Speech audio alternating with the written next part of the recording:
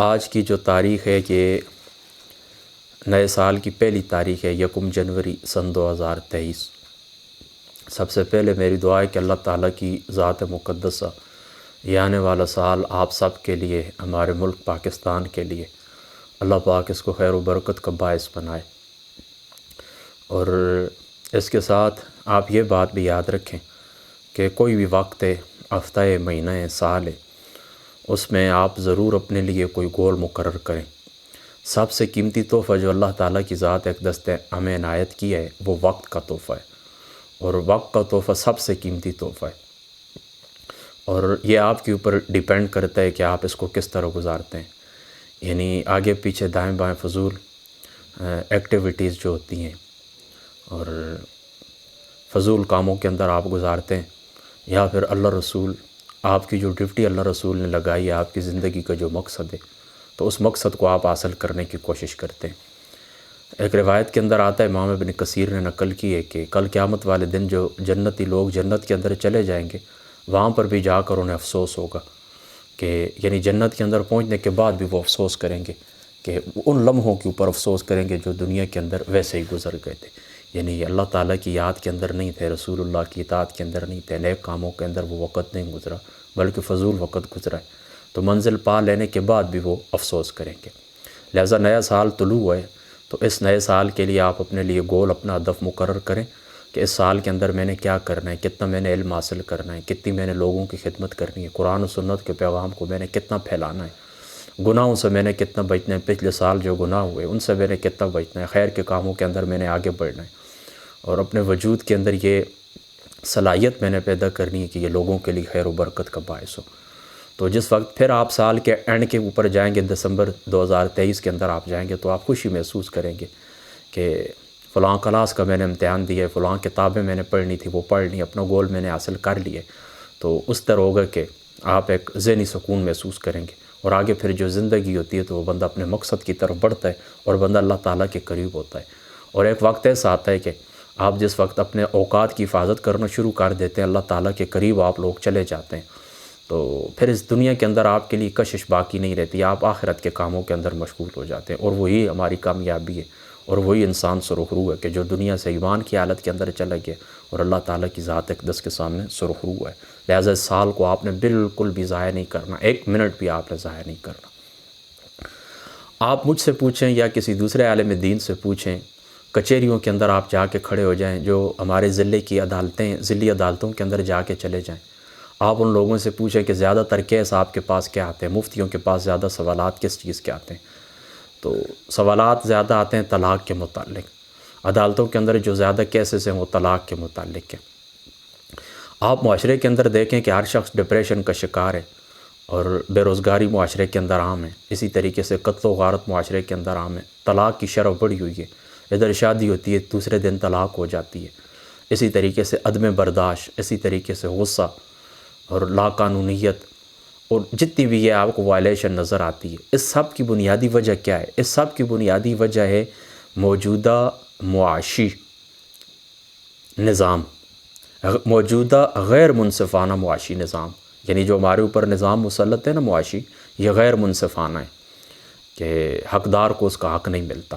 تو جب معاشی جو ضروریات ہوتی ہیں یہ انسان کی پوری رہیں نا، تو معاشرے کے اندر آپ کو یہ افراتفری نظر ہی نہیں آ، کوئی عورت ہے، مرد ہے، بچہ ہے، بوڑھا ہے، جوان ہے، اس کی ضروریات پوری ہوتی رہیں، تو کوئی کسی قسم کی کوئی پرابلم کریٹ ہوتی ہی نہیں ہے، پھر لوگ سکون کے ساتھ عبادت کرتے ہیں، اور نہ چوریاں ہوتی ہیں معاشرے کے اندر، نہ اور دیگر جو معاملات آپ کو نظر آتے ہیں یہ ہوتے ہیں۔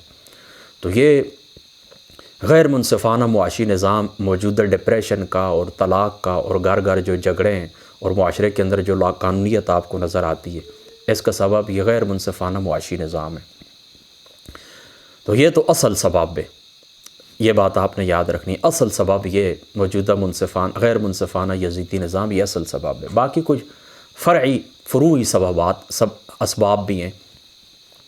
فروعی اسباب جو ہیں نا، دیکھیں حدیث پاک کے اندر آتا ہے، رسول پاک صلی اللہ تعالیٰ علیہ وآلہ وسلم آپ کی جو ذات مقدس ہے، آپ نے ارشاد فرمایا کہ انسان کو، یہ ابن ماجہ شریف کی حدیث پاک ہے کہ انسان گناہوں کے سبب سے رزق سے محروم ہو جاتا ہے، یعنی بندہ گناہ کرتا ہے نا تو اس وجہ سے بندہ رزق سے محروم ہو جاتا ہے۔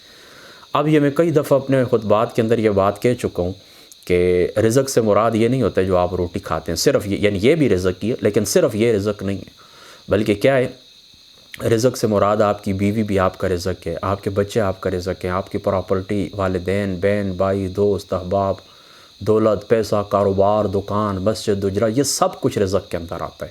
تو جب آپ گناہوں کے اندر پڑتے ہیں تو بندہ رزق سے محروم ہو جاتا ہے۔ دیکھیں، منگنی کی رسموں سے خدا تعالیٰ کی نافرمانی شروع، یعنی ایک شادی آپ نے کرنی ہے نا، بچی کو آپ نے رخصت کرنا یا بیٹے کی آپ نے شادی کرنی، تو وہاں پر خدا تعالیٰ کی نافرمانیوں کا آغاز ہوتا ہے منگنی کی رسومات سے، کہ منگنی کی رسومات سے بس وہ آغاز آپ کرتے ہیں، خدا تعالیٰ کی نافرمانی ہوتی ہیں، پھر نکاح کی رسم، پھر شادی، پھر رخصتی، سارا وہ ڈم ڈم اور سارا کچرا ہی ہوتا ہے، ساری وہ ہندوانہ رسمیں ہوتی ہیں اور خدا تعالیٰ کی نافرمانی کے اوپر مبنی افعال ہوتے ہیں۔ تو یہ ساری گناہوں کی نوست یہ دولہا اور دلہن کی زندگی کو اجیرن کر کے رکھ دیتے ہیں، اور اس کا نتیجہ کیا نکلتا ہے؟ اس کا نتیجہ نکلتا ہے طلاق کی صورت کے اندر، بس طلاق ہو جاتی ہے آخر میں، یا اگر طلاق نہ بھی ہونا تو اس گھر کے اندر کوئی سکون نہیں ہوتا، ہر وقت کی ٹک ٹک اور ہر وقت کی چک چک اور ہر وقت غصہ اور ہر وقت ڈپریشن، اور یہ ساری نوست ان گناہوں کی ہوتی ہے۔ لہٰذا میں آپ لوگوں کو، اپنے تمام دوستوں کو، بہن بھائیوں کو یہ نصیحت کرتا ہوں کہ کوئی بھی زندگی کی ایکٹیویٹیز ہیں، کوئی وہ کیا کہتے ہیں کہ تہوار ہیں، خوشیوں کے تہوار ہیں، موسموں کے تہوار ہیں، اور آپ کی تہذیب کے ساتھ اس کا تعلق ہے، تو ان کو ضرور منائیں، سیلیبریٹ ضرور کریں اچھے انداز میں، لیکن کوئی غیر شرعی کام ان کے اندر نہ ہو جیسے اللہ رسول کی نافرمانی لازم آئے۔ یہ تو ایک بات ہو گئی۔ اب میں ان دو باتوں سے ہٹ کر اپنے جو خاص لوگ ہیں میرے، یعنی اپنے بہن بھائی خاص جن کا میرے ساتھ تعلق ہے، چند باتوں کا میں آپ کو پابند کرتا ہوں۔ پھر بھی میں یہ جملہ بول دیتا ہوں، باقی لوگ اگر میری اس بات کو تسلیم کریں تو الحمدللہ، نہ کریں تو نہ کریں۔ میرے ساتھ جو میرے چند دوست ہیں، بہن بھائی ہیں، میں ان کی خدمت میں یہ عرض کرتا ہوں کہ موجودہ دور کے اندر اس طرح اختلافات بہت زیادہ بڑھ چکے ہیں۔ علماء کے اختلافات، پھر ان کے آگے جو چاہنے والے ہیں، جو ان کے مقربین ہیں، محبین ہیں، ان کے پیچھے فالورز ہیں، ان کے پیچھے نماز پڑھنے والے، ان کو اپنا قائد سمجھتے ہیں، پھر وہ بھی افراتفری سوشل میڈیا کے اوپر پھیلائے رکھتے ہیں۔ میں اپنے دوستوں کو اس بات کا پابند کرتا ہوں کہ علماء کے جو آپس میں اختلافات ہیں، ایک دوسرے کو گمراہ کہتے ہیں، کافر کہتے ہیں، ایک دوسرے سے نفرت کا سبب دیتے ہیں، توہین کرتے ہیں علماء ایک دوسرے کی، پھر اپنے کارکنوں کو یہی حکم دیتے ہیں، دوسروں کو پاس بیٹھنے نہیں دیتے، یہ سارے افعال جو ہیں نا، یہ مکروہ ہیں اور یہ گناہ ہیں، اور ان کا یہ خود اللہ تعالیٰ کی بارگاہ کے اندر حساب دیں گے۔ سوشل میڈیا کا پلیٹ فارم ہو یا ویسے عام آپ کی نجی زندگی ہو، آپ اس چیز کے اندر بالکل بھی حصہ نہ لیں۔ جو کچھ ہم سے ان لوگوں کے متعلق بالکل بھی سوال نہیں ہوگا، یہ اپنا جواب خود دیں گے اللہ تعالیٰ کی بارگاہ کے اندر۔ ہمارے ذمہ کیا ہے؟ اللہ تعالیٰ کا پیغام پہنچانا، رسول اللہ صلی اللہ تعالیٰ علیہ وآلہ وسلم کی دعوت پہنچانا، یہ ہمارے ذمہ ہے۔ انک لا تہدی من احببت، ان کو ہدایت دینا ہمارے ذمہ بالکل بھی نہیں ہے۔ ہدایت کس کے ذمہ ہے؟ اللہ یہدی من یشاء، اللہ تعالیٰ کی ذات اقدس ہے۔ یہ کس طرح آتا ہے قرآن پاک کے اندر؟ شرع لکم من الدین ما وصی بہ نوح والذین اوحینا الیک وما وصینا بہ ابراہیم وموسیٰ وعیسیٰ ان اقیموا الدین ولا تتفرقوا فیہ کبر علی المشرکین ما تدعون اللہ یجتبی الیہ من یشاء ویہدی الیہ من ینیب۔ بس اللہ تعالیٰ کے ذمہ، یعنی آسان سی بات جو میں آپ کو سمجھانا چاہتا ہوں، ہمارے ذمہ کیا ہے؟ وما علینا الا البلاغ، ہمارے ذمہ بات کو پہنچانا ہے، اور ہدایت دینا کس کے ذمہ ہے؟ ایصال المطلوب، اللہ تعالیٰ، اراۃ الطریق، ہدایت بمعنی اراۃ الطریق، یہ ہمارے ذمہ ہے، اور یہی انبیاء علیہ الصلوۃ والسلام کا ذمہ ہے۔ اور ایصال المطلوب، مطلوب تک، مقصود تک پہنچانا، یہ کس کی ذمہ داری ہے؟ اللہ تعالیٰ کے ذمہ کرم کے اوپر ہے، یعنی اللہ تعالیٰ کے اوپر کوئی چیز واجب تو نہیں ہے نا، ذمہ کرم کے اوپر ہے اللہ تعالیٰ کی ذات اقدس، لیکن کرائٹیریا جو اللہ تعالیٰ کی ذات اقدس نے دی ہے، اس کرائٹیریا کو کوئی فالو کرے تو پھر اس کا نتیجہ اس کو ہدایت ملے گی، لیکن وہ کرائٹیریا کو فالو ہی نہ کرے، اس کو ہدایت کی ضرورت ہی نہیں ہے، تو پھر اللہ تعالیٰ بھی ایسے لوگوں کو ہدایت نہیں دیتے۔ تو ان لوگوں کے بالکل آپس میں جو مرضی ہے ایک دوسرے کو کہیں، آپ بالکل ان کا حصہ نہ بنیں۔ دیکھیں، میں فتویٰ لکھتا ہوں نا، مستفتی کوئی بن کے آئے، استفتاء ہمارے پاس آئے، کوئی سوالی بن کے آئے کہ ہاں جی فلاں شخص نے یہ بات کی ہے، اس کے جواب میں فلاں نے یہ بات کی ہے، تو آپ قرآن اور سنت کی روشنی کے اندر بتائیں کہ حق کے اوپر کون ہے، تو اس طریقے سے ہم بات کریں گے۔ جو اصول ہے نا، اس اصول کو فالو کریں۔ ہمارے پاس کوئی بات پہنچتی ہے، کوئی ہمیں اپنا حاکم تسلیم کرتا ہے، کوئی ہمیں ثالث مقرر کرتا ہے کہ آپ ثالث بنیں، آپ کو ہم مفتی تسلیم کرتے ہیں، آپ فتویٰ دیں کہ شرعی ذمہ داری یہ شخص کون اکبر، اس کے اوپر جو ضرورت ہوگی وہ میں کروں گا انشاءاللہ تعالی۔ قرآن پاک کے اندر آتا ہے نا، دیکھیں آپ لوگوں کا حق ہی نہیں بنتا، ولا تقف ما لیس لک بہ علم ان السمع والبصر والفؤاد کل اولئک عنہ کان مسئولا۔ میری بات آپ ولا تقف ما لیس لک بہ علم، آپ اس چیز کے اوپر آپ سٹینڈ لیں ہی نہیں کہ جس چیز کا آپ کو علم نہیں ہے، اس چیز کے اوپر آپ کیا کریں کہ سٹینڈ آپ نہ لیں، آپ کو علم نہیں۔ ہاں ایک چیز پوری طرح آپ جان چکے ہیں، بے شک آپ اس کے اندر بحث مباحثہ جو کرنا چاہتے ہیں کریں۔ سمجھ گئے اس بات کو؟ اللہ اکبر اللہ اکبر۔ دوسری بات میں آپ لوگوں کو یہ کہنا چاہتا ہوں، آپ لوگ یہ بات ذہن کے اندر رکھیں کہ سادگی اپنائیں۔ سادگی اسلام کو حسن ہے، سادگی اسلام کی تعلیم ہے۔ انبیاء علیہ الصلوۃ والسلام کی سنت، اولیاء اللہ کی سنت، صحابہ پاک کی، فقہاء، محدثین، سب کی سنت ہے سادگی، اور سادگی شعار دین ہے، اسلام کی بنیادی تعلیمات ہیں سادگی۔ یہ کیا ہے، میں اکثر لوگوں کو دیکھتا ہوں کہ وہ کیا کہتے ہیں کہ فیشن کے نام کے اوپر، اب تو دیکھیں جو فیشن انڈسٹری ان کا بجٹ بھی کروڑوں نہیں، اربوں نہیں، خربوں تک چلا گیا ہے۔ آپ اس چیز کے بالکل حصدار نہ بنیں۔ سادہ آپ کی رہائش ہونی چاہیے، سادہ آپ کا رہن سہن ہونا چاہیے، سادہ آپ کے ملبوسات، جو آپ کا لباس ہے وہ سادہ ہونا چاہیے، اور کھانے پینے کے اندر بھی سادگی اختیار کریں۔ یہ میں اس لیے کہہ رہا ہوں نا کہ جن لوگوں کے گھر سے تقوی کی خوشبو آتی ہے اور لوگ وہاں سے تقوی وصول کرتے ہیں، تو ان کی اولادوں کو میں دیکھتا ہوں کہ آج کل وہ اس طرح کرتے ہیں کہ اپنے میک اپ کے اوپر وہ لاکھوں کروڑوں روپے خرچ کر دیتے ہیں۔ میری بات آپ سمجھ گئے نا؟ تو کوئی ہماری بات تسلیم کرے یا نہ کرے، میں اپنے تمام بہن بھائیوں کو یہ کہتا ہوں، آپ سمجھدار ہیں، سمجھ جائیں۔ ایک چیز میں دیکھیں، گزارا ہوتا ہے نا، ہوتا ہے۔ دیکھیں ہمارے یہ گھر ہے نئے کنال کے اوپر، ہم 5 بھائی ہیں، والدین بھی ہیں، ہماری بیویاں بھی ہیں، آگے بچے بھی ہیں، ہنسی خوشی ہم رہ رہے ہیں۔ نہ گزارا کریں، پیسہ بہت ہو تو کہے کہ ہر شخص کے لیے الگ الگ کوٹھی بنا دیں۔ کل ہی مجھے ایک دوست کہہ رہا تھا کہ ایک شخص ہے، اس کے پاس پیسہ ہے، وہ ہانگ کانگ کے اندر ہوتا ہے، تو وہ کہتے ہیں میری 3 بیٹیاں، تو تینوں کے لیے میں الگ الگ کوٹھیاں بنانا چاہتا ہوں، اور الگ الگ سکول اور فلاں فلاں۔ یہ سارے دیکھیں نا، پیسے کی ریل پیل ہو تو اس طرح کرتے ہیں نا۔ ورنہ اگر گزارا کرنا چاہیں نا تو دیکھیں جو وسائل ہوتے ہیں، بندہ ان کے اندر گزارا کرے تو کرنا چاہے تو کر سکتا ہے۔ دیکھیں آپ کے پاس کروڑوں خربوں اربوں ہیں تو اس کے اوپر حق بھی ہے، زکوٰۃ بھی ان کے اندر آتی ہے، نفلی صدقہ بھی آپ دیں۔ گرد ہزاروں لاکھوں لوگ محتاج ہیں، ان کو روزگار۔ سب سے بڑی نیکی میں سمجھتا ہوں اس دور کے اندر یہ ہے کہ بندہ خود سادگی اختیار کرے اور پیسہ بچا کے آپ کسی شخص کو روزگار کے لیے دے دیں۔ اس کو کوئی روزگار، آپ 1 لاکھ روپے کے اوپر کسی کا روزگار لگ سکتا ہے، 2 لاکھ اوپر اس کی پوری زندگی ہے۔ وہ چینی ایک کہاوت ہے نا کہ لوگوں کو مچھلی دینے کی بجائے مچھلی پکڑنا سکھا دیں۔ میرے پاس کوئی آئے، میں بے روزگار ہوں، میری مدد کریں، میں اس کو جیب سے 2000 روپے نکال کے دیتا ہوں، 10 دے دیتا ہوں، کتنے دن وہ کھائے گا پیے گا؟ لیکن وہی 2 لاکھ روپے میں اس کو دیتا ہوں اور کہتا ہوں یہ چھوٹی سی دکان ہے، اس کے اوپر بیٹھ جاؤ، اس کے بچے قیامت کی صبح تک آپ کو دعائیں دیں گے، ان کو خود کفیل ہو جائیں گے نا، آپ کے محتاج نہیں رہیں گے، معاشرے کے محتاج نہیں رہیں گے۔ میری بات آپ سمجھ گئے نا؟ اس بات کو سمجھیں، اپنی رہائش، کھانا پینا، اس کے اندر سادگی اختیار کریں، اور پیسہ بچا کر آپ اس طرح کریں، بے روزگاری کو زمانہ ہے، لوگوں کو روزگار دیں۔ 2 باتیں ہو گئیں۔ پہلی کون سی؟ علماء کے اختلاف میں سوشل میڈیا کے اوپر آپ نے نہیں پڑھنے، حصے دار نہیں بننا، کوئی کمنٹ نہیں کرنے آپ نے، جو ضرورت ہوگی مجھے بتائیں، میں اس کے اوپر گفتگو کروں گا۔ اور دوسرا، میں آپ کو اس چیز کا پابند کرتا ہوں کہ سادگی اختیار کریں۔ 2 باتیں ہو گئی۔ اچھا، تیسری بات میں آپ کو یہ کہنا چاہتا ہوں کہ اس دور کے اندر میں خود اپنی آنکھوں سے دیکھتا ہوں، آپ بھی دیکھتے ہیں، جنازہ ہے، خوشی ہے، کچھ بھی ہے، غم میں، خوشی ہے، لوگ بدلہ کرتے ہیں۔ میں کسی کے پاس گیا ہوں خوشی کے اوپر تو وہ بھی میرے پاس آئے گا، غم کے اوپر میں کسی کی میں نے تعزیت کی ہے تو وہ بھی کرے گا۔ اللہ تعالیٰ کی رضا مفقود ہو چکی ہے، اور لوگ خدا کی رضا کے لیے نہیں کرتے بلکہ اپنے کیا کرتے ہیں؟ بدلے کرتے ہیں۔ معین، حسین، تھوڑا سا پانی مجھے دے دیں۔ یہ کیا کرتے ہیں لوگ؟ بدلے کرتے ہیں۔ آپ بدلے نہ کریں بالکل بھی، میری بات آپ سمجھ گئے؟ خدا تعالیٰ کی رضا کے لیے، وَسَيَجَنَّبُهَا الْأَتْقَى الَّذِي يُؤْتِي مَالَهُ يَتَزَكَّى وَمَا لِأَحَدٍ عِندَهُ مِن نِّعْمَةٍ تُجْزَىٰ إِلَّا ابْتِغَاءَ وَجْهِ رَبِّهِ الْأَعْلَىٰ۔ اللہ تعالیٰ کی خاطر، اللہ تعالیٰ کی رضا کے لیے، اللہ تعالیٰ کے وجہ کریم کی خاطر جنازہ کرنا ہے۔ کوئی آئے نہ آئے آپ چلے جائیں، کوئی کسی شخص کو خوشی ملے آپ اس کو مبارکباد دیں، چاہے وہ آپ کو مبارکباد دے یا نہ دے۔ آپ کے پاس کوئی وہ کرے نہ کرے، بس ٹھیک ہے۔ میں پہلے غالباً یہ بات آپ سے کر چکا ہوں کہ لوگ اسی طرح ہی کرتے ہیں، جتنا کوئی کرتا ہے اسے 1 سیکنڈ کے لیے بھی وہ آگے پیچھے نہیں جاتے۔ بسم اللہ الرحمن الرحیم۔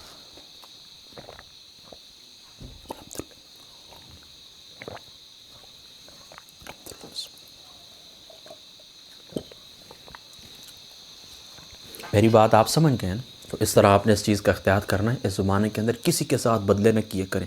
کوئی آپ کے پاس آتا ہے یا نہیں آتا ہے، آپ کسی کے سنیں، غم کے اندر وہ مبتلا ہے، فوت ہو گیا، جا کر اس کے ساتھ تعزیت کریں، اس کے لیے دعا کریں۔ کوئی شخص فوت ہو گیا، اس کی نماز جنازہ کے اندر، کفن دفن کے اندر شریک ہوں۔ ٹھیک ہو گئی، یہ 3 باتیں ہو گئی۔ چوتھی بات میں آپ کو یہ بتانا چاہتا ہوں کہ دیکھیں اللہ تعالیٰ کے جو نیک بندے ان کی برکت ہم تسلیم کرتے ہیں، میری بات آپ سمجھ گئے نا، ان کی برکت ہم تسلیم کرتے ہیں۔ اللہ تعالیٰ کے نیک بندے جہاں پر بیٹھتے ہیں وہاں پر برکت ہوتی ہے، جس جگہ کے اوپر آرام کرتے ہیں، مزار ہوتے ہیں اللہ تعالیٰ کے نیک بندوں کے، اس جگہ کے اوپر برکت ہوتی ہے۔ بلکہ یہ میں چیز چلو ادھار کیا چھوڑیں، ایک دلیل بھی میں چلتے چلتے ذہن کے اندر آ گئی، آپ کو میں دے دیتا ہوں۔ یہ حضرت مریم رضی اللہ تعالیٰ عنہ علیہ السلام جو حضرت عیسیٰ علیہ السلام کی امی ہیں، ان کے متعلق قرآن پاک کے اندر آتا ہے نا کہ وہ قرآن دازی کے ذریعے ان کی جو کفالت تھی نا وہ حضرت زکریا کے ذمہ تھی رضی علیہ السلام، اللہ تعالیٰ کے پیغمبر ہیں اور خالو ہیں حضرت عیسیٰ علیہ السلام کے، تو ان کے ذمہ تھی کفالت حضرت مریم کی۔ تو یہ اس طرح کرتے نا، ان کا جو اجرہ بنا ہوا تھا نا اس کے اندر، اس جگہ کو کیا کہتے ہیں یروشلم کے اندر، جو بیت المقدس شریف، بیت المقدس جس کو آپ کہتے ہیں، تو جہاں پر ان کا اجرہ بنا ہوا تھا نا، تو حضرت عیسیٰ علیہ السلام جس وقت کلما دخل علیہا زکریا المحراب وجد عندہا رزقا، حضرت عیسیٰ جب بھی داخل ہوتے بے موسم پھل، یعنی سیب کا موسم نہیں ہے، کیلے مالٹے کا موسم نہیں ہے، مثال آپ کو دیتا ہوں، وہ پھل بے موسم ان کے پاس پڑے ہوتے، قال یا مریم انا لک ھذا، تو حضرت زکریا کہنے لگے مریم یہ کہاں سے آتے ہیں، قالت وہ من عند اللہ، حضرت مریم کہنے لگی یہ اللہ کی طرف سے آتے ہیں، اللہ تعالیٰ کی طرف سے آتے ہیں۔ تو پھر آگے اللہ تعالیٰ کو قرآن کہتا ہے کہ پھر حضرت زکریا نے ہنالک دعا زکریا ربہ، حضرت زکریا علیہ السلام نے اسی مقام کے اوپر کھڑے ہو کر، یعنی حضرت مریم سے انہوں نے سوال کیا نا کہ یہ کہاں سے آتے ہیں، انہوں نے کہا اللہ کے پاس سے آتے ہیں، تو ہنالک دعا زکریا ربہ، اللہ تعالیٰ کی ذات اقدس سے سوال کرنے لگے اسی مقام کے اوپر، ہنالک، اسی مقام کے اوپر دعا زکریا ربہ، اللہ تعالیٰ کو پکارا حضرت زکریا نے۔ میری بات آپ سمجھ گئے نا؟ تو اللہ تعالیٰ سے پھر انہوں نے بیٹے کی دعا کی کہ اے پاک پروردگار کہ مجھے اپنی بارگاہ سے ذریۃ طیبۃ اولاد نصیب فرما، اپنی بارگاہ سے مجھے اولاد نصیب۔ یہ سورہ آل عمران ہے، آپ پڑھ لیں، خود پڑھ لیں، اس مقام کو خود جا کے خود سٹڈی کر لیں۔ ہنالک دعا زکریا ربک، ہنالک دعا زکریا ربک، قال رب ہب لی من لدنک ذریۃ طیبۃ انک انت السمیع الدعاء، یا انک انت السمیع العلیم یہاں پر آتا ہے، میرے ذہن کے اندر نہیں، اللہ تعالیٰ کمی بیشی معاف فرمائے۔ تو بہرحال آپ سمجھ جائیں، اشارہ کافی ہے نا کہ اس ہنالک دعا زکریا ربہ، اسی مقام کے اوپر کھڑے ہو کر انہوں نے کیا کہ اللہ سے دعا کی۔ تو پتہ چلا جہاں پر اللہ کے نیک بندے بیٹھتے ہیں اس جگہ کے اوپر برکت ہوتی ہے، اور ان لوگوں کی وجہ سے پھر اللہ تعالیٰ وہ دعا قبولیت کے زیادہ امید ہوتی ہے۔ تو یہ برکت کی دلیل ہے قرآن سے نیک لوگوں کی، اللہ تعالیٰ کے جو نیک بندے نا جس مقام کے اوپر بیٹھتے ہیں تو اس جگہ کے اوپر کیا ہوتی ہے، برکت ہوتی ہے۔ تو ہم اللہ تعالیٰ کے ولیوں کی، نیک بندوں کی برکت، ان کے مزار کی برکت، ان کے وسیلے سے دعا کرنا، توسل، استشفاء، اسی طریقے سے ان سے استمداد، مدد طلب کرنا، ان سب باتوں کے ہم قائل ہیں اہل سنت۔ میری بات آپ سمجھ گئے نا، ان سب باتوں کے ہم قائل ہیں، لیکن قرآن اور سنت سے یہ بات مستفاد ہوتی ہے کہ افضل یہ ہے کہ اللہ تعالیٰ کی ذات اقدس کے سامنے دعا کی جائے، اور نیک لوگوں کے وسیلے سے جو دعا کی جاتی ہے وہ دعا کیا ہوتی ہے، جلدی قبول ہوتی ہے۔ تو قبروں کے اوپر جانا، وہاں سے برکت حاصل کرنا، دعا کرنا، ہم اس بات کے قائل ہیں۔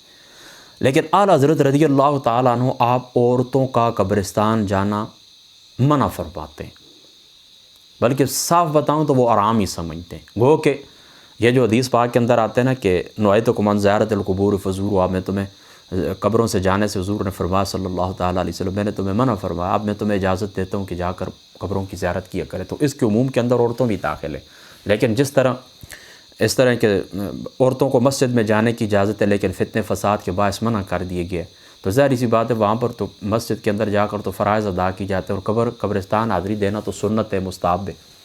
اب بات کو آپ سمجھ گئے نا؟ تو اعلیٰ حضرت رضی اللہ تعالیٰ عنہ آپ منع فرماتے ہیں کہ عورتوں کو قبرستان جانے کی ضرورت ہی نہیں ہے۔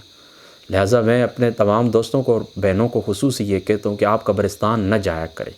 آپ وہاں سے جا کر جو برکت حاصل کرتی ہیں یا برکت کی دعا کرتی ہیں، آپ کی سب سے بڑی برکت آپ کے گھر کے اندر موجود ہے۔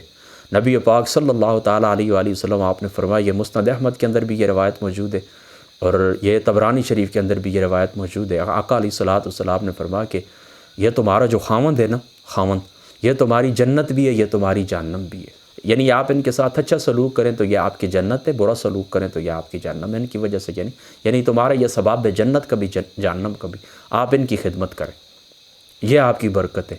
اگر آپ کی شادی نہیں ہوئی تو ظاہر سی بات ہے آپ والدین کے گھر کے اندر ہیں، اپنے والد کی خدمت کریں، اپنے بہن بھائیوں کی خدمت کریں، اپنے گھر کے اندر آ گئی ہیں تو آپ کو بچے خدا نے دیے، ان بچوں کی تربیت کے اوپر آپ توجہ دیں۔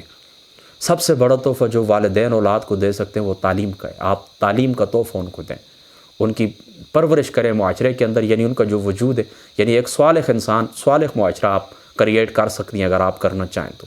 اپنے بچوں کی اچھی انداز میں تربیت کریں۔ مرد عورتوں کے اوپر گلے کرتے ہیں کہ عورتیں بری ہیں، عورتیں مردوں کے اوپر گلے کرتے ہیں کہ مردوں کی نگاہ بری ہے، تو دیکھیں نا، عورتیں اچھے انداز میں تربیت کریں، آپ کی گود سے ہی پال کے لڑکی بھی باہر آتی ہے اور لڑکے بھی باہر آتے ہیں، آپ کی گود سے تربیت پا کے آتے تو آپ ان کی تربیت کریں، اچھے انداز میں آپ ان کی تربیت کریں۔ آپ کی سب سے بڑی برکت یہی ہے، آپ کے والدین، آپ کے ساس سسر، آپ کے بہن بھائی، آپ کی اولاد، آپ کے شوہر، آپ کا گھر، یہی آپ کی جنت ہے۔ اور اپنے گھر کی جو چار دیواری ہے نا، آپ اس کو ریڈ زون سمجھ لیں، بس اس سے باہر جانا ہی نہیں ہے۔ اب آپ سمجھ گئی ہیں نا اس بات کو نا، تو آپ کو ضرورت ہی نہیں ہے مزاروں کے اوپر جانے کی۔ اور جو مرد ہیں تو ان کی میری خدمت کے اندر یہ گزارش ہے کہ، اور خواتین اس بات کا بھی خیال رکھیں کہ ایک مزار اور ایک مزار کے اوپر بیٹھے جو گدی نشین ہے موجودہ دور کے اندر، جو پیر فقیر بزرگ موجودہ دور کے اندر ہے، تو سوشل میڈیا کے اوپر ان کے متعلق بہت کچھ ہم نے سنا ہے، بہت کچھ ہم نے دیکھا ہے، وہ ایکسپوز کرنے والے جو چینل ہیں نا، اس کے اوپر آپ خود بھی دیکھ لیں، تو ان کی نگاہوں کے اندر وہ تقویٰ طہارت نہیں ہے جو ان کے آباء و اجداد کے اندر تھا۔ لہٰذا کوئی مصیبت پریشانی آئے تو ان کے پاس دعا کروانے کے لیے یا ان کی خدمت میں جانے کی آپ کو کوئی ضرورت نہیں۔ یہ دو باتیں خاص خواتین کے لیے۔ اور جہاں تک مردوں کا تعلق ہے، بے شک آپ جائیں، لیکن آپ ماحول دیکھیں کہ آپ وہاں پر دیکھیں کہ مزار کی دیکھیں نا، جو خیر و برکت ہوتی ہے نا، تو وہ ختم ہو جاتی ہے ان وجوہات کی بنا کے اوپر، غیر شرعی جو وہاں پر رسومات ہوتی ہیں، تو اللہ تعالیٰ کے جو ولی اندر لیٹے ہوتے ہیں پھر ان کی توجہ اس طرف نہیں رہتی ہے، بلکہ آپ کو میں یہ بھی بتاؤں کہ وہ توجہ پھر کرتے ہی نہیں ہیں۔ میری بات آپ سمجھ گئے نا؟ تو آپ کو اچھا ماحول میسر آئے کہ جہاں پر کوئی شرکیہ رسومات نہیں ہے، کوئی بری بدعات وہاں پر نہیں ہے، صاف ستھرا ماحول ہے، جس طرح ہمارا دریا شریف ہے، تو اس طرح اگر آپ کو صاف ستھرا ماحول میسر آئے تو آپ بھی جائیں، ورنہ کوئی ضرورت نہیں ہے۔ جو چیزیں مستحب ہیں آپ فرائض کو نہ چھوڑیں نا، والدین کی خدمت کریں، آپ کے پاس پریشانی آئے کہ نہیں۔ باقی برکت لینے کے لیے ٹھیک ہے، کوئی پرابلم نہ ہو، آپ وقت آپ کو ملے ضرور جائیں۔ اللہ تعالیٰ کے نیک بندوں کی جو زندہ ہیں ان کی مجلس کے اندر بھی بیٹھیں، جو دنیا سے چلے گئے ان کی قبر کے پاس جا کے بیٹھے، وہی ان کی مجلس ہے، بے شک جائیں آپ، ٹھیک ہے، لیکن خیال رکھیں، ادب و آداب کا خیال رکھیں۔ قبر کے اوپر حاضری دینے کا طریقہ میں بیان کر چکا ہوں، میرا پیج ہے میسج آف اسلام، اس کے اوپر آپ جا کے سن لیں قبر کے اوپر کیسے حاضری دی جاتی ہے، اللہ کے ولی کا مقام اور اللہ کے ولی کا ادب کیا ہوتا ہے، اور وہاں پر کوئی کسی قسم کی بری رسم، کوئی طواف کرنا، کوئی قبروں کو بوسہ دینا، سجدے کرنا وغیرہ وغیرہ، یہ بالکل بھی نہ کریں۔ یہ خاص مردوں کے لیے کہہ رہا ہوں، یعنی خواتین کو تو میں جانے کے حق میں ہی نہیں ہوں۔ بسم اللہ الرحمن الرحیم۔ اس بات کو آپ سمجھ گئے نا؟ یہ کتنی باتیں ہو گئی؟ 4 باتیں ہو گئی۔ 5ویں بات یہ یاد رکھیں، اپنی لوگ اکثر مجھ سے پوچھتے رہتے ہیں فلاں بات میں بھی اختلاف ہے، فلاں میں بھی اختلاف ہے، فلاں میں بھی اختلاف ہے۔ میں آپ کو بتاؤں کہ یہ جو فروعی اختلافات ہیں نا، دیکھیں نا، اصول کے اندر تو کوئی اختلاف نہیں ہے، بس اپنی بنیاد پکی رکھیں، باقی ہر بات کے اندر اختلاف ہونا کوئی معیوب چیز نہیں ہے، بلکہ یہ دین کی وسعت کے اوپر دلیل ہے۔ اپنی بنیاد پکی رکھیں۔ بنیاد کیا ہے آپ کی؟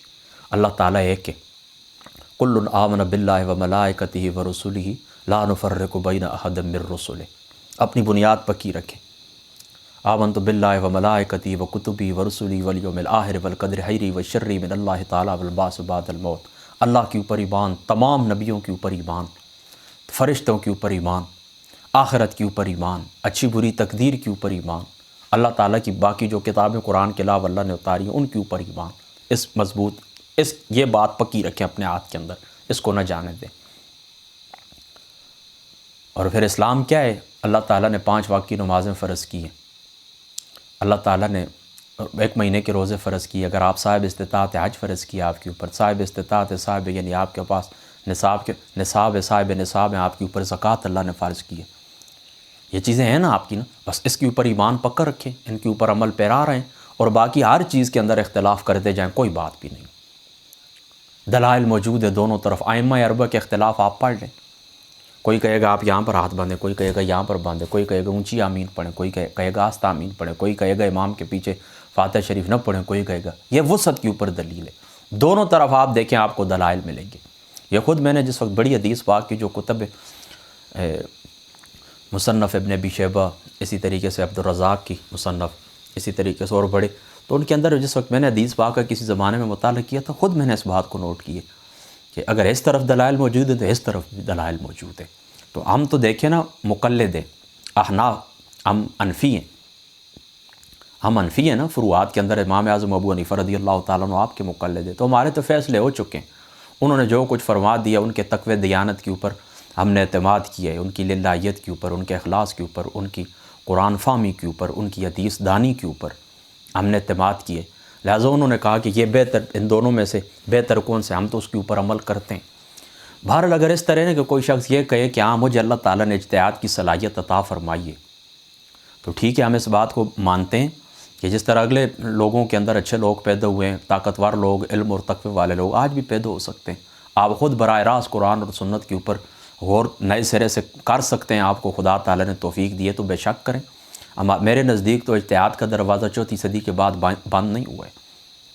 علماء کے جو آپس میں اختلاف ہیں، ائمہ کرام کے جو اختلاف ہیں، صحابہ پاک کے بلکہ لے لیں، تابعین کے، اتباع التابعین کے، ائمہ دین، محدثین، صالحین، فقہاء کے، ان کے اوپر آپ اگر نظر کرنا چاہیں اور آپ کسی نتیجے کے اوپر پہنچ سکتے ہیں تو پہنچ جائیں۔ بے شک آپ دلائل کے اوپر غور کر لیں کہ ائمہ کا آپس میں یہ اختلاف ہے کہ یہ دلائل، ان دلائل کو آپ پڑھیں اور جو آپ کو حق نظر آتا ہے آپ اس کی پیروی کریں، بے شک ٹھیک ہے، کوئی بات بھی نہیں۔ ہم آپ کو اپنی بات یہ کہیں کہ ہم مقلد ہیں حضرت امام اعظم ابو حنیفہ رضی اللہ تعالیٰ عنہ، لہٰذا فروعات کے اندر کسی چیز کے اوپر بھی ہم کہتے ہیں کسی شخص نے عمل کر لیا ہے کسی امام سے فیصلہ کروا کے، تو انشاءاللہ تعالیٰ زندگی اور جو اس کی اخروی زندگی ہے وہ آباد ہے، اس کے اندر تو ٹھیک ہے۔ یہ بات دوسری طرف میں آپ کے پھر وہ اختلافات اور تقلید اور عدم تقلید کی طرف بات نکل جائے گی۔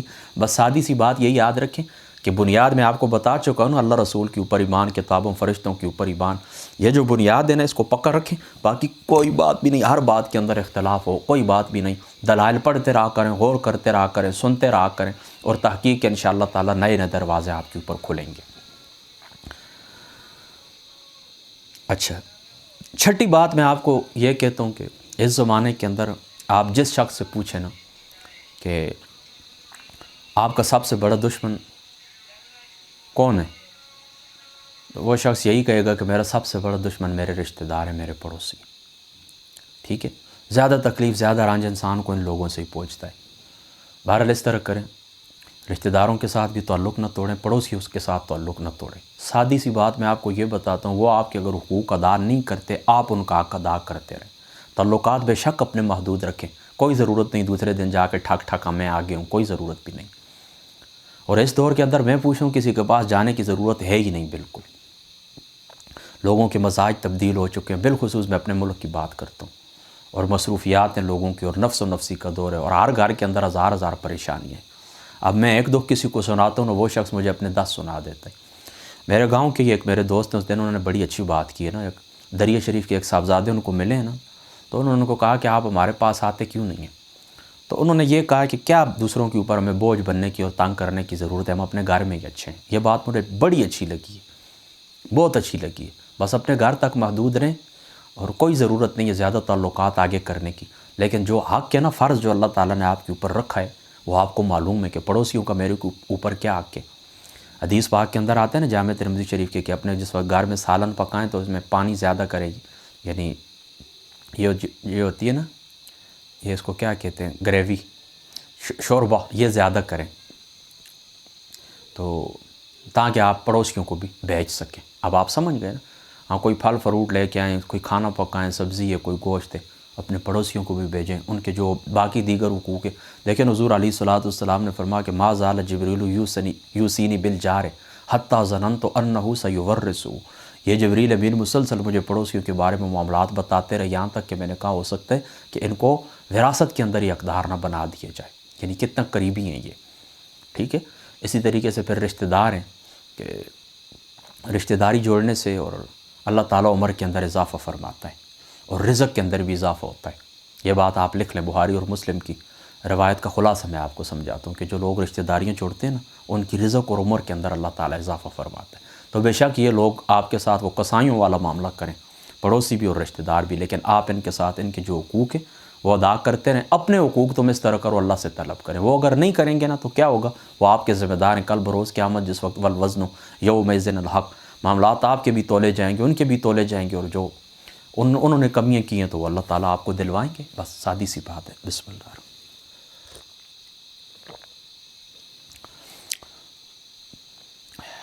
ساتویں بات آپ یہ یاد رکھیں کہ اپنے آپ کو سپرد خدا کریں، بس اللہ کی رضا کے اوپر راضی رہیں۔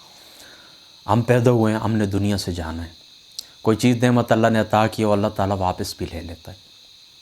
بس اللہ تعالیٰ کی جو رضا ہے اس کے اوپر راضی رہنا رضائے برضا، اس کے اوپر راضی رہنا سیکھ لیں۔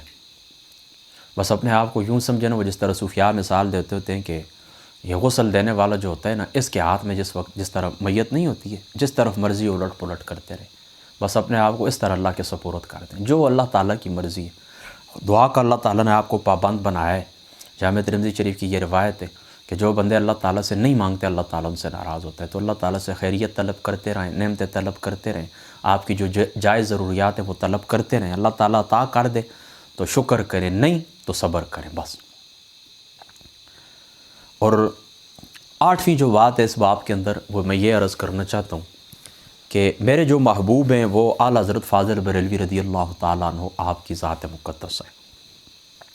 میں اعلیٰ حضرت رضی اللہ تعالیٰ عنہ کا شیدائی ہوں، آپ کا دیوان ہوں۔ آپ کی کتابوں سے، آپ کی گفتگو سے مجھے نبی پاک صلی اللہ تعالیٰ علیہ وآلہ وسلم کا تعارف ہوا ہے۔ حضور علیہ الصلاۃ والسلام کے در اقدس کی طرف میری رہنمائی ہوئی ہے۔ آپ کی مدینہ شریف کے ساتھ، آپ کی ذات پاک کے ساتھ مجھے محبت ہوئی ہے،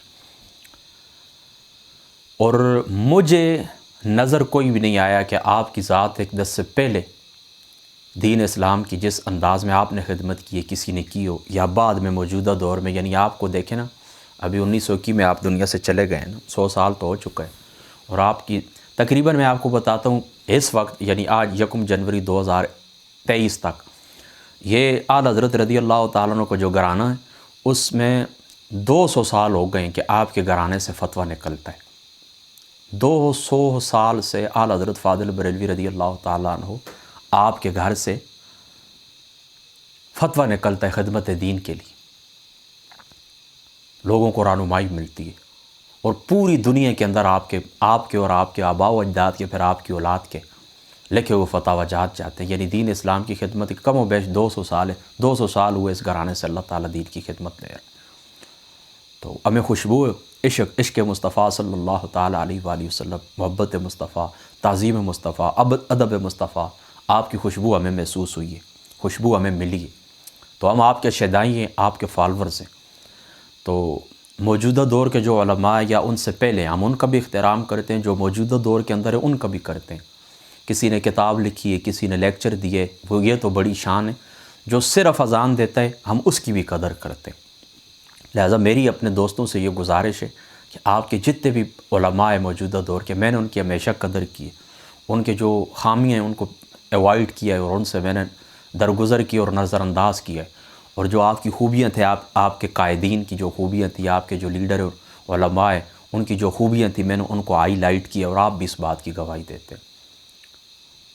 لیکن یہ بات آپ یاد رکھیں کہ اعلیٰ حضرت رضی اللہ تعالیٰ عنہ کی جو ذات مقدس ہے وہ ہمارے عقائد میں ہمارے امام ہیں۔ موجودہ دور کے اندر جو علماء ہیں تو انہی کی باتوں کی وہ تشریح اور تفصیل بیان کرتے ہیں۔ میری بات آپ سمجھ گئے نا؟ تو ان کے برابر ہم کسی کو نہیں سمجھتے۔ میں ذاتی طور پر کہہ رہا ہوں، کسی کا میں پابند نہیں ہوں، ذاتی طور پر صرف خود کہتا ہوں، اور یہ نہیں کہ کچھ ہوائی فائرنگ کرتا ہوں۔ پڑھے پورا آپ کی ایک ایک لفظ، آپ کی ساری کتابیں الحمدللہ تعالیٰ دیکھی، ایک ایک لفظ پڑھا ہے، پڑھنے کے بعد اس نتیجے کے اوپر پہنچا کہ اعلیٰ حضرت رضی اللہ تعالیٰ عنہ فاضل بریلوی آپ کیا چیز تھے۔ لہٰذا آپ ہمارے سامنے صرف اتنی گزارش ہے کہ تقابل نہ کیے کریں کہ نہیں جی فلاں ان سے پہلے بھی گزرے، بعد میں بھی ان سے زیادہ بھی ہوا ہے۔ آپ کو اگر زیادہ لگتا ہے بے شک آپ کسی کے سامنے بیان کریں۔ دیکھیں نا، دلیل سے تو بات کرنے کے ہم قائل ہیں نا۔ میں کہتا ہوں نا ایک شخص سے فلاں ہے، اس کا یہ کام ہے، آپ کہتے ہیں نہیں قاری صاحب اس نے 10 کتابیں لکھی ہیں اور ہمارے یہ جو بزرگ ہیں دیکھیں ان کی 14 ہیں، تو یہ بات ٹھیک ہے نا، میں تسلیم کرنے کے لیے تیار ہوں، لیکن ہم معیار دیکھتے ہیں، اور اللہ تعالیٰ کی جو ذات مقدس ہے نا، وہاں پر بھی کوالٹی اور کوانٹٹی، وہاں پر بھی کوالٹی دیکھی جاتی ہے۔ اب پیر حضرت سیدنا پیر مہر علی شاہ صاحب رضی اللہ تعالیٰ عنہ کی 10 یا 12 جو کتب ہیں، میں کہتا ہوں باقی آپ 1200 کتب پڑھ لیں، میں پوری ذمہ داری سے کہتا ہوں 1200 کتب کا آپ مطالعہ کر لیں، حضرت سیدنا پیر مہر علی شاہ صاحب رضی اللہ تعالیٰ عنہ آپ کی 12 کتب کا وہ مقابلہ نہیں کر سکتی۔ وہ نکات آپ نے اپنی کتاب کے اندر بیان، کئی کتابیں میں آپ کو کہتا ہوں اتنی موٹی موٹی کتابیں ہوتی ہیں، میں نے خود پڑھی ہیں، کچھ بھی حاصل نہیں ہوتا۔ ابھی چند دن ہوئے نیلسن منڈیلا کی میں نے زندگی پڑھی ہے، سوائے بوریت کے مجھے کچھ بھی حاصل نہیں ہوا۔ کچھ دن پہلے مجھے کسی نے افلاطون کی وہ کتاب ہے ریاست، اصل میں وہ کتاب اصل انگلش میں اس کا ترجمہ وہ ہے ریاست، اصل کتاب کا نام میرے ذہن کے اندر نہیں، وہ مکالمے میں نے پڑھے، کچھ بھی حاصل نہیں ہوا۔ اس کتاب سے مجھے کوئی داس کیپیٹل کی اتنی میں نے شہرت سنی تھی، پڑھی ہے، کچھ بھی نہیں سوائے چند جملوں کے، ٹھیک ہے چند وہ پوائنٹ میں نے نوٹ کیے۔ اور اسی طریقے سے افلاطون کی یہ کتاب ریاست، اس سے بھی میں نے چند باتیں لی ہیں، ٹھیک ہے میں انکار نہیں کرتا یہ، لیکن کچھ بھی مجھے مطلب یہ فائدہ کچھ خاص مجھے نہیں ہوا سوائے 2-4 جملوں کے۔ اس طریقے سے اور بھی بڑی بڑی وہ مشتاق یوسفی صاحب لکھتے ہیں نا کہ بعض کتابیں گھول کر پینے والی ہوتی ہیں، اور بعض بندہ تیزی سے بس نظر سے گزار دے، اور بعض کو صرف چکھ لے۔ اس طرح اور بھی میں آپ کو مثالیں دے سکتا ہوں، بڑے بڑے لوگوں کی میں نے زندگیاں پڑھی ہیں، بڑی بڑی کتابوں کی شہرت سنی، ان کو میں نے دیکھا ہے، کچھ بھی حاصل نہیں ہوا۔ لیکن یہی میں زیادہ آپ دور نہ دیں، سیف چشتیائی پڑھ لیں پیر صاحب کی، مہر علی شاہ صاحب رضی اللہ تعالیٰ عنہ کی، اور ان کی تصفیہ ما بین سنی شیعہ پڑھ لیں، آپ دیکھیں اپنے آپ کو کس لیول کے اوپر آپ محسوس کریں گے۔ اعلیٰ حضرت فاضل بریلوی رضی اللہ تعالیٰ عنہ آپ کی علمن والولاب پڑھیں، مطلع القمرین آپ پڑھیں، اس کا آپ مطالعہ کریں، تجلی الیقین کا آپ مطالعہ کریں، خالص الاعتقاد کا آپ مطالعہ کریں، پھر آپ مجھے بتانا کہ آپ کی کیفیت کیا ہے۔ تو یہ چیز ہوتی ہے، ہم صرف یہ آپ یہ نہ دیکھا کریں کہ اوراق کس کے زیادہ ہیں، دیکھیں کہ فقاعت اللہ تعالیٰ کی ذات اقدس نے کس کو کیا عطا کی۔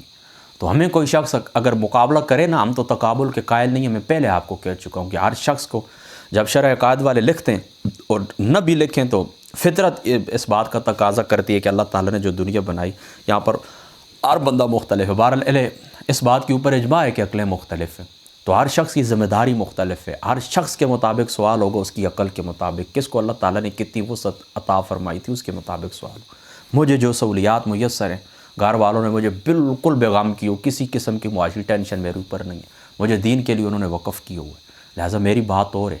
اور ایک شخص جو دن کو بیچار اپنی معاش بھی تلاش کرتا ہے، پھر 7-5 وقت کی مسجد میں اذان بھی دیتا ہے، نماز بھی پڑھاتا ہے، اس کی ڈیوٹی اور ہے، اس سے اور طرح کا سوال ہوگا، مجھ سے اور طرح کا سوال ہوگا۔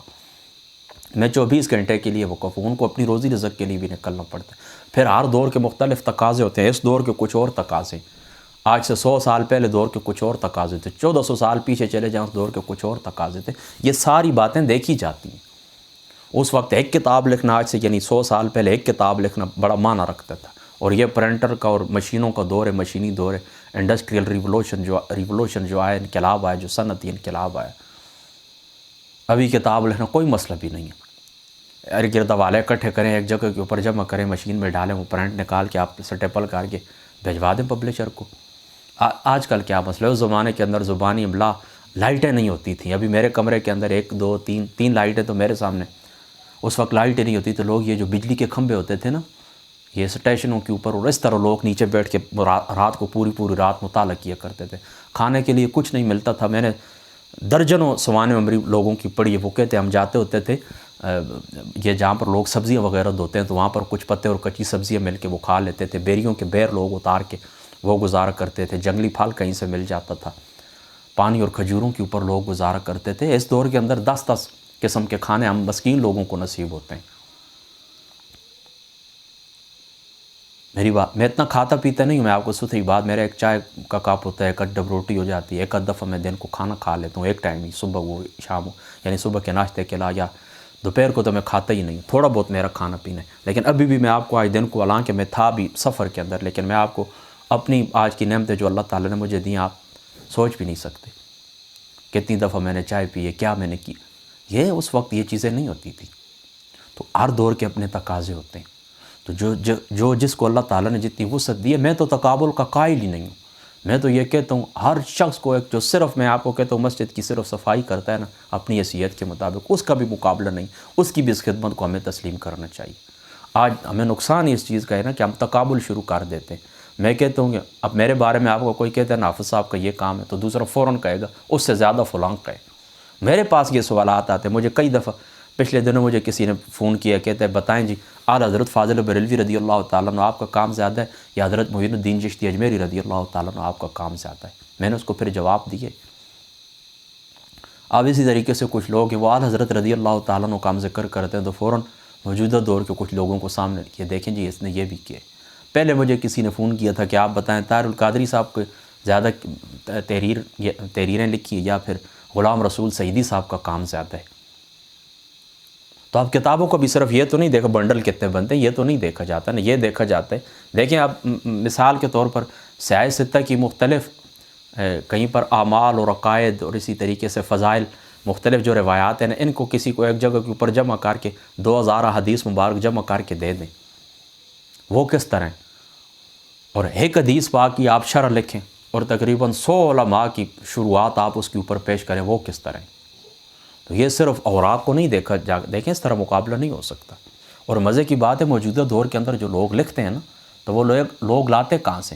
یعنی دیکھیں نا میں اس طرح کروں امام بخاری صاحب رحمۃ اللہ تعالیٰ علیہ آپ کی حدیثیں جمع کروں، امام مسلم کی حدیثیں جمع کروں، میری بات آپ سب امام اعظم ابو حنیفہ رضی اللہ تعالیٰ عنہ آپ کی حدیثیں، ان کا کام ایک جگہ کے اوپر جمع کروں، ان سے استفادہ کروں اور ان کی شروعات اور ان کے لکھی ہوئی باتیں میں اس طرح کروں کہ جمع کر کے تو پھر میں ان کے ساتھ مقابلہ بھی شروع کر دوں کہ دیکھیں فلاں حضرت جو 100 سال پہلے گزرے ہیں تو ان کی تو دیکھیں صرف 4 کتابیں اور میں نے 10 لکھ لی ہیں۔